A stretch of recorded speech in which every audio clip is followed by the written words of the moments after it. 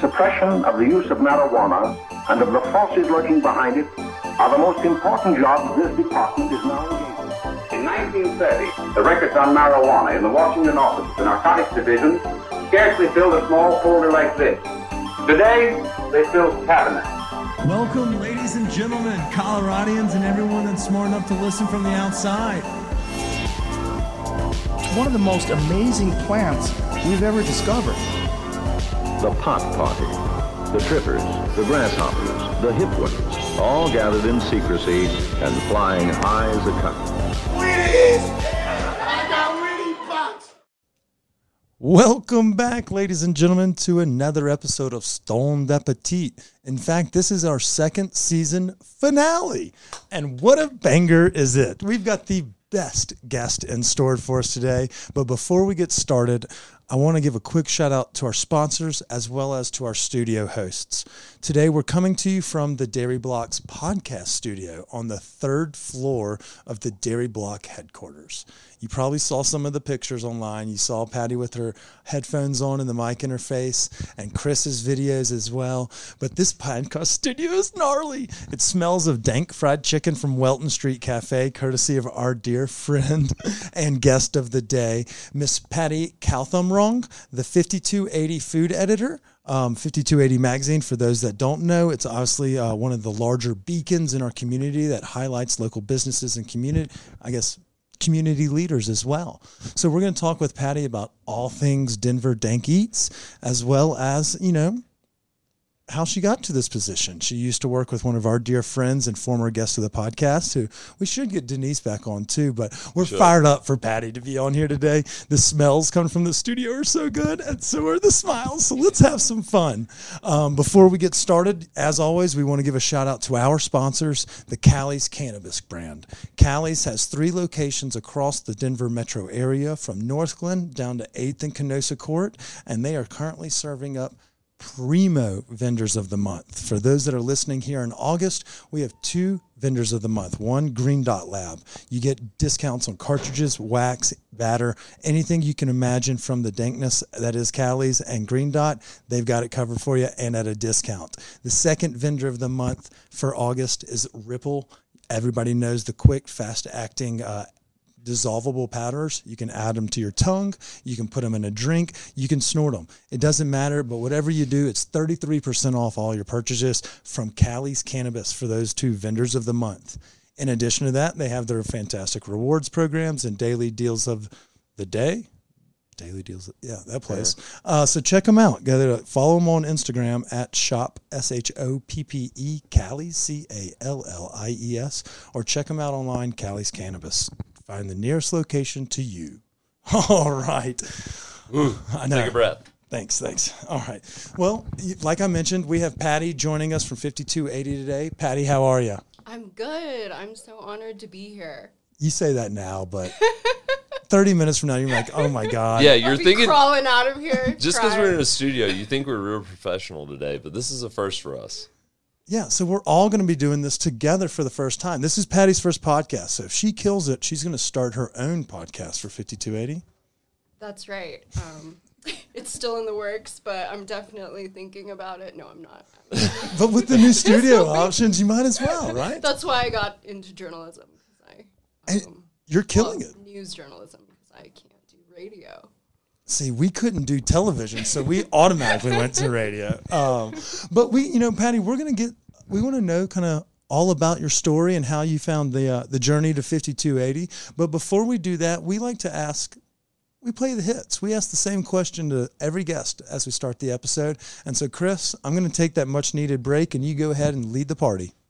All right, Patty, here's the question of the day. Are you a transplant or a native to Colorado? I am a Colorado native, born and raised in the Arvada Wheat Ridge area. What? Whoop, whoop. Yeah, represent. That's which hospital? Actually, I was born in Denver, St. Joe's. Okay, we'll allow it. I thought you were going to say Lutheran, just because that's the western side. No, but my parents live right by there still. We seem to be having a lot more guests that are natives these days. Is that me or? So Chris is only with us so Chris was recently in the restaurant industry, but he's jumped back into the non-restaurant industry. So while he was gone, we have had a lot of natives. I mean, just because there's not very many natives, but still in Colorado, most of them are like, I got to get out of here, all these damn transplants. Did you ever get the itch to leave, or did you love it so much you never wanted to? So my parents are here, and they've never left, so I'm kind of rooted with them. And yeah, no, I've always wanted to stay here. I thought about leaving maybe in college, but it never happened. I went to CU, and then I got out, and I got stuck, and here I am. And I'm really happy, though. Go Buffs. Yes. Yeah, go Buffs! Hold on, but did you ever think you might get caught up in the Boulder bubble? I couldn't afford to live in Boulder anymore. Yeah. I had to move out. But yeah, no, I was caught there for probably from 2010 to 2018. So a long time. It's a good run. With a small stint in Superior. We'll allow it. I mean, yeah, but we'll allow it. So did you always you mentioned you went to school for news journalism, Did you want to go CNN, or did you always have a love for food? How did this all come about? So my mom wanted me to be a broadcast journalist, to go on TV, because she's in love with the Thai newscasters in Thailand. But I was never a TV person.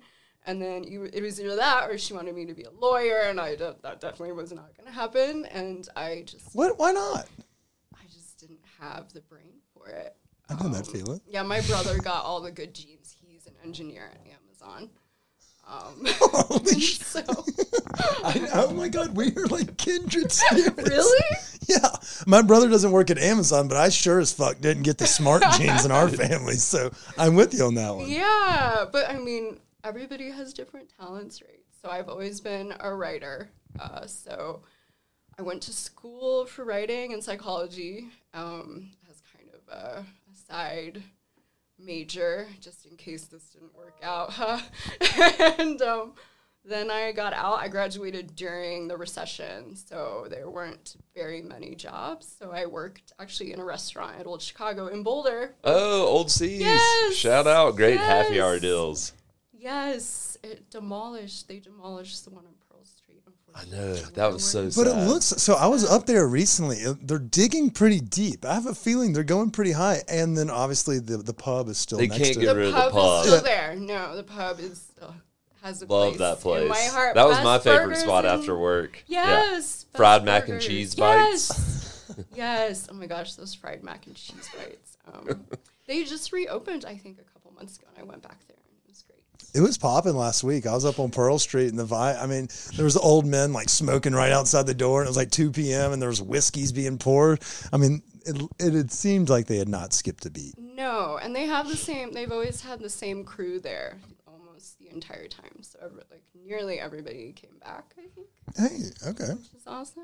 But yeah, so I spent 5 years in Boulder, and then I got a job. I was a community journalist at an Asian American magazine, actually the only one in Colorado. Is it Asian American Magazine? Asian Colorado? Avenue magazine. That's it. Because Yeah. I've seen you share it and post some things on it. Okay, I was close, but They are wonderful, local, and they don't make any money off of that. The editor, Annie, pretty much pays for everything to have that for the community. And then I was an automotive journalist for a minute. wait, what? And I covered the automotive aftermarket. What does that entail? Like racks for your truck and tonneau covers and... So can you write about anything is what you're saying, pretty much? Like this podcast doesn't suck, is what you would say about us. Not anything. I never really got into like the technical side of writing, which is why I don't make much money. I don't necessarily think that... Oh, wait, I don't know what technical writing is, because now I'm scared that I don't know how to technical write either, but I'm also not I'm not? But, Yeah. I mean, it seems like, you wear many hats.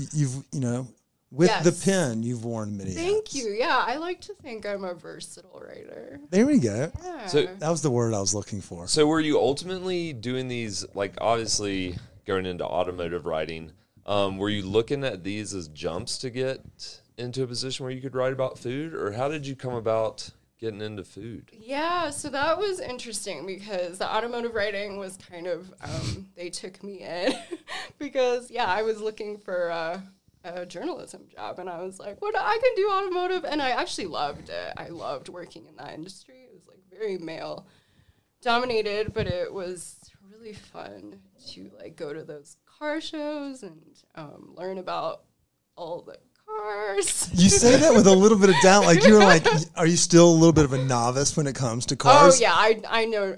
When I would interview people for that, I'd be like, oh my gosh, 58 Chevy, cool. I know. I'd be like, I love what you got that under the car. hood?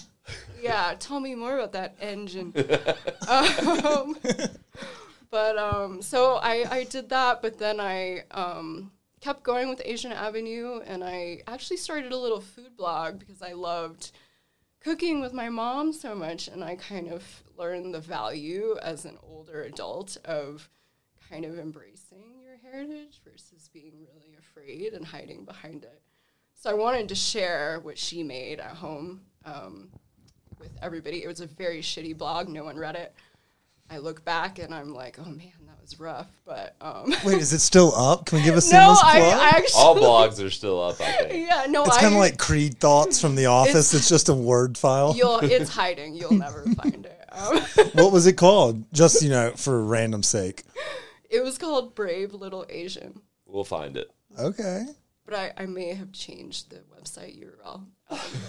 Anyway. But I started doing that, and then I got a travel writing gig at a marketing company who made travel guides for the Colorado Tourism Office and the Wyoming Office of Tourism and Pennsylvania Tourism, and I started writing about travel, which of course kind of coincides with food, because when you travel, all you want to do is eat. Where all did you get to travel? I never went anywhere. I went to Cheyenne once or twice. God damn it. I was hoping that was going to be an interesting segue. Be like, Japan. Cheyenne. Chicago, New York. Went to rodeo days. I went there. I went Sweet. to Yellowstone, which was fantastic one year. But there is a misconception about travel marketing writing where they're like, you must travel the world. And you're like, I do a lot of internet research. And I'm really good at making up descriptions about waterfalls. And so what you're saying is you have an extensive list of like thesaurus synonyms. Yes, I'm very good at adjectives. I'm going to have to pick your brain. Yes, I'm very, if you ever need any copywriting done. Travel magazine. Yeah, but no, they were tourism guides. They were awesome. They were an awesome company to work for. Cheyenne is actually really fun. It's like an hour away. Yeah. Yeah. Thanks for broadening my horizons. Meanwhile, I'm like, go to Cody, Wyoming. It's really far away. Have you ever been to Ten Sleep? That's where our friends Carter Country is from. Actually, I stopped there, I think, on that road trip to Yellowstone. Oh, yeah. It has a bunch of rock climbing. I think I wrote a ton about it. Okay. You wrote about it or read about it? Both? I wrote about it, both. Yeah. I had to read about it to write about it. Hey, there you go. So, I mean, obviously you laid the groundwork to kind of starting to find what is now seems to be like a little bit more of a passion project turned into a profession. Yes. I got super lucky because the wonderful Denise Mickelson met with me at Ophelia's. When she forgot her debit card? Yes, when I had to pay. Oh, I remember this story. When I had Tell to it pay for our listeners. When I met Denise, one of the first things she said to me was, "Oh my God, I'm so sorry. I forgot my wallet. I don't know where it is. I think she left it." She was like, "I must have left it at home, but like, can you pay for lunch?" And then she asked me to pay, or she was like, "Are you okay with paying?" And I was like, "Oh my God, of course." And then I Venmo'd her, and it was fine. It was actually not a big deal at all. No, I mean... But that is hilarious. That happens with friends all the time. How often do you go to a job interview and have to buy the interviewer's lunch? Yes. Denise? Yeah. But Denise... I know she's listening. Shout out to Bill, too. Love y'all both. She was the best, and we had the best time. I was and still am dazzled by her, because I was like, Ditto.